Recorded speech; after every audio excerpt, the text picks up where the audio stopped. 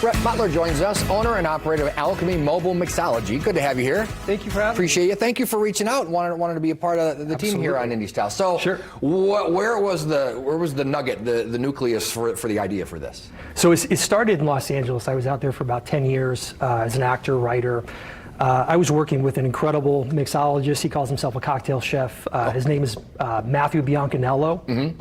He's incredible. What he was doing with cocktails in terms of just really true farm fresh ingredients, he was going to farmers markets and picking up fresh herbs and produce and getting to know the local farmers there, and then just putting them in cocktails, putting flavors together you didn't normally think might go together.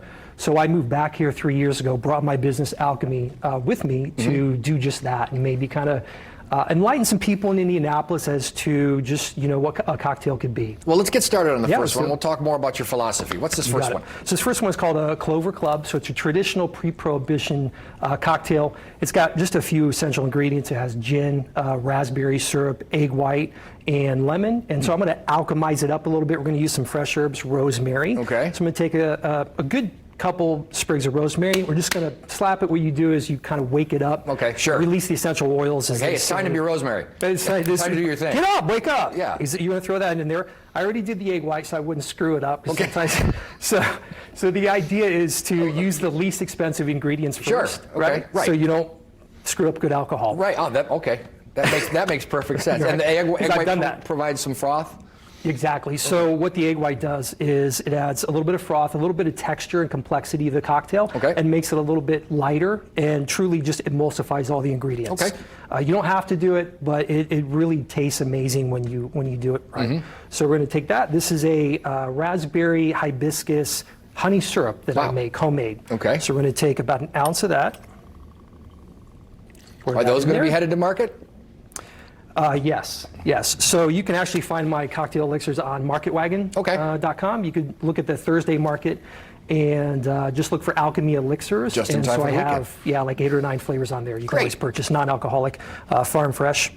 And then we're going to take some lemon juice. We're going to do about 3/4 ounce of lemon juice. Put that in there.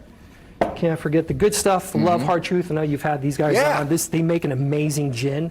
I like this gin because it's a little more like citrus forward and a little less juniper, so it's great for cocktails. Okay. I think it has some orange, some lemon in there. So we're going to do a nice healthy pour because I'm Irish.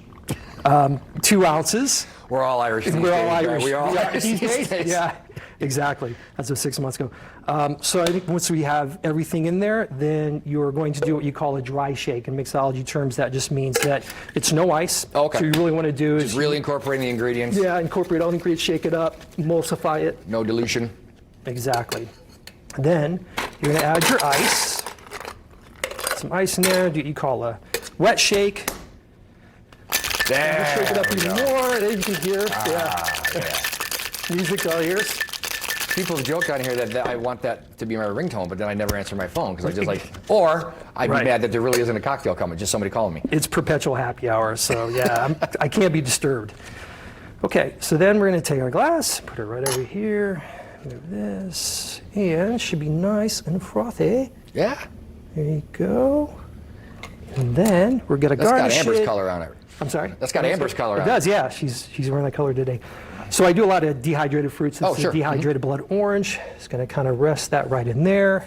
These are some dried rose petals. Oh, wow. So this definitely make a nice, fun, fancy Valentine's drink as well. Sure. And then just a little sprig of rosemary right over there. And there you have the Clover Club. That is stunning. Alcomy style. That is stunning.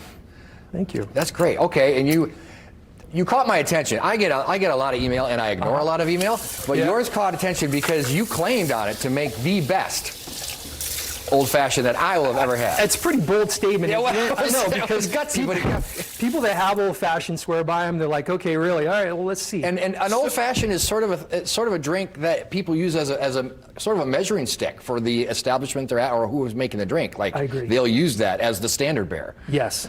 So an old-fashioned has 3 essential ingredients. You have the bourbon or whiskey, then you have something sweet. So usually it's simple syrup old school sugar cube where they Right, put yeah, the bitters right, and they yeah. grind it all down. So I kind of keep it a little more simple, but then you have bitters. So three Okay. essential ingredients. So there's so many different variations you can do riff on an old fashioned. So today I am going to use, this is Bucket List Straight Bourbon. So this is, this is made by Danny Boy Beer Works. So Okay. it's an offshoot of them. They make they make a lot of great spirits. This is their straight bourbon. It's aged 2 years. Oak barrels that has a little bit of cherry, a little bit of vanilla. So I Okay. feel it goes great in old Some fashions. nice nuances, yeah. Yeah, absolutely. So we are going to do probably a 3-ounce pour in this. See, we're going up now. That's okay. Vincent's over there. He's my designated driver. He'll take me Vincent. home after the show. So once you have the yummy booze in there, then this is an old-fashioned mix that I make, again on Market Wagon. This has, so all these mixes are simple syrup bases. So Okay. I try to use pure cane sugar, not unrefined. A little bit of maple, vanilla, cinnamon, and just a little bit of star anise. So kind of the idea, the trick is sort of in the mix. Okay, So yeah. I started making my own mixes. Proper proportions to get the right result, flavor result profile. So we're going to do about 3/4 of an ounce of this. So I want to make sure definitely more of the bourbon is playing a huge role in this. We're going to do some Reagan's Orange Bitters, just a couple dashes. A couple dashes of the Angostura bitters mostly for nose, for aromatics. Okay. Those are standard. It's important, right? It is so important. Well, that's, I think that with cocktails, there's 3 essential things that I'm going for. There's the visual, so you want the Sure, cocktail yeah, to look stunning. pretty. There is the nose. They say most of our taste is smell. Right. So you really want to smell. It's like wine. You Right. want to smell it while When it's you're coming at drinking you, it. when it's coming at your face, you're gonna, yeah. Especially bourbon, like some high-powered Yeah. bourbon, jet fuel. And then there's obviously the taste and the feeling. So once you have all that, then we're going to give it a quick stir. And we're stirring this cocktail. We're not shaking it because there's no citrus, there's Okay. no egg white, nothing like that. You don't really, if it's just a concentration of one spirit in one mix, you really Yeah. don't need to shake it. You're just going to stir it. Give it about maybe 20 seconds. And then this is the finale, as we say. So let's see, how are we going to do this? So we're going to do smoked. So this is, I'm going to try to do this for the camera. So this is just cherry wood chips you can barbecue with. This is dried rosemary, dried sage. You can decide which one you want. We're going to do, let's do some sage. So I'm just going to kind of fire this up real quick. Get a little incense going in here. We've always wanted flames on this show. Nobody's, We don't get it very often. Until the first they don't time really you trust light us, something yeah. on fire, and then Yeah. you're like, okay, not having him back. So we smoke that up. You just take your glass, you're just lean it over here. You're going to get some of that nice smoke in there. Again, that's the cherry wood in the dried Oh, my. sage. There's some of that in there, and just set it right down here. We're going to grab our ice cube out of the freezer. So obviously I always try to use these really nice, large, fancy ice cubes, less Right. dilution Sure. right in the alcohol. So you want to do an old fashioned, you got to do it right. So once that's in there, I'm going to take this over, boom. We're going to pour it over. Just like that. Beautiful. And then we have what we call, this is called an orange swath, also like an orange rind. This is basically without the pith. Right. And what you're going to do is just kind of lay this over. You just want these essential oils as they're Just an coming out. essence of it. Essence, just kind of folding over there.